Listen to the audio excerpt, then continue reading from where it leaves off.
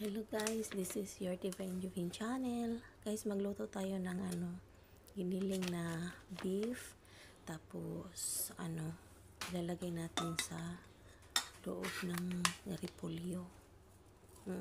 Yung rice, ihahalo natin sa karne na may mga gulay. Yan po. Lagyan natin mga ingredients.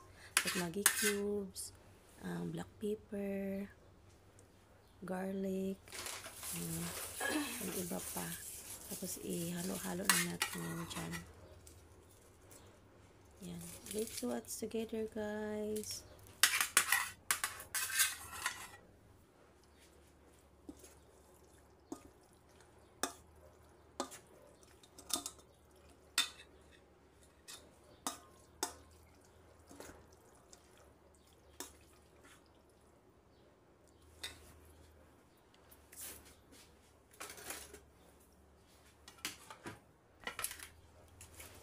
Ayan po, nahalo ko na lahat ng mga ingredients. Yung binabad ko na rice, Egyptian rice or kahit anong rice dyan. Yan, ihahalo na natin sa beef na with vegetables fresh. Yan, mikas-mekas na natin yan. Tapos yung nakababad naman yung rice na yan, medyo nakatubo na yung rice na yan. Tapos ihahalo sa karne. Napakayami po. Yan, may galap shout out habang mikos-mekos tayo dyan. Yung mga team addict sa YT walang tulugan, regards sa inyo lahat guys, mga addictors, and kay Sis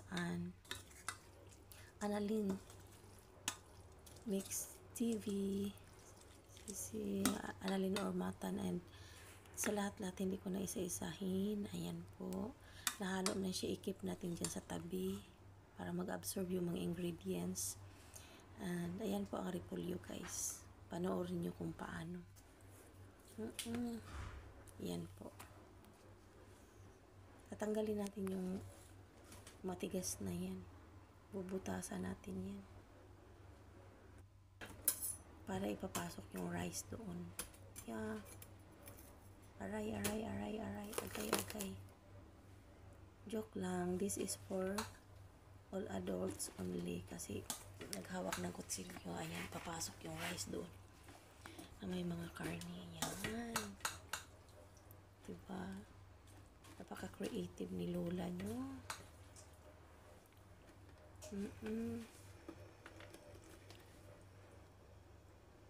Gayahin nyo lang yan guys. Ayan po, tuloy lang ang sa ginagawa.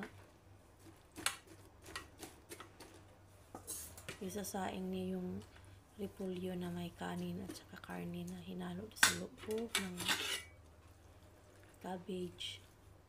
Yan. Ang isiksik nyo yung mga rice doon sa loob para siya, mapuno talaga siya sa loob niyan. Yan po. Silampak ko lahat doon nga. Yan po. Yan. May space siya ng konti kasi pag tutubo yung rice, ano man yan siya, mapupuno na siya mamaya. Yan po mga ka-adikors. Nag-love shoutout dyan sa welcome sa everyone. Sa lahat-lahat po. Hindi ko na isa-isahin. Like Sir DIY, kay Sisi, Mariter Mix Vlog, and Manghod, Marlo, MC Mix Vlog, and Sisi, Kuratcha, Hunter's Vlog, and Nancy, Sprisnan 73. Nag-love shoutout with you girl. At saka kay Sisi Ganda, Miss Inakab Fam, and the Mimi's channel, of course, ang ating Mimis, and then sino pa ba? Si Merry Cute Official. And nag-slice ako ng patatas dyan, guys. Yan po, gayahin nyo lang po yan. Ginawa akong ganyan, square. Nilagyan ko ng ingredient black, like garlic powder, turmeric powder, white pepper and black pepper powder.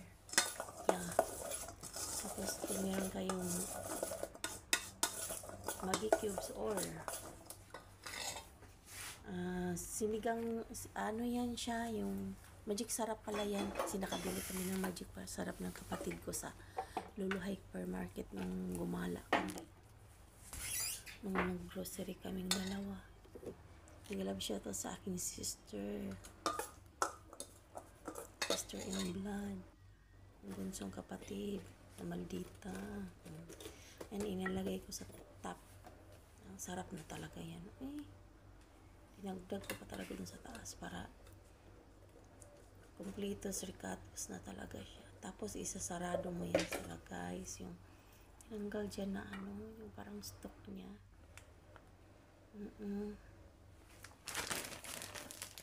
Yan. Lagyan ka talaga ng cheese. Wow, mozzarella cheese. Itaping siya sa taas. Wow. O, diba? Wala na talagang tatalo sa pagkain na yun. Napakasarap na po talaga. Tapos nalampak uli. Yan po. Napaka-healthy niyan kasi repolyo yung pinaglutuan. Tapos gulay din yung ayan, binalik ko na yung kanyang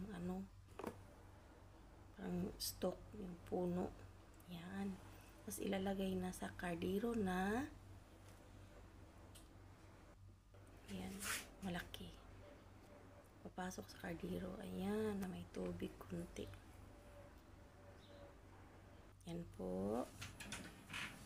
Tapos papakuluan na lang siya. Tapos isasaing.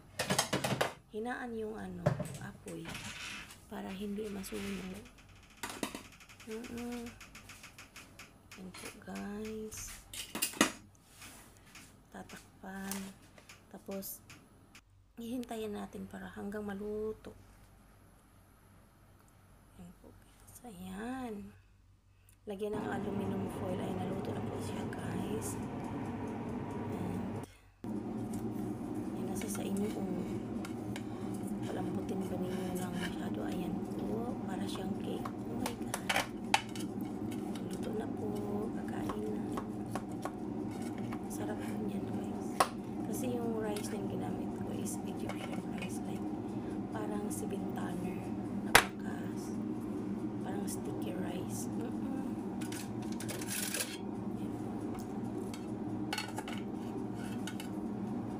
I-slice na tayo dyan.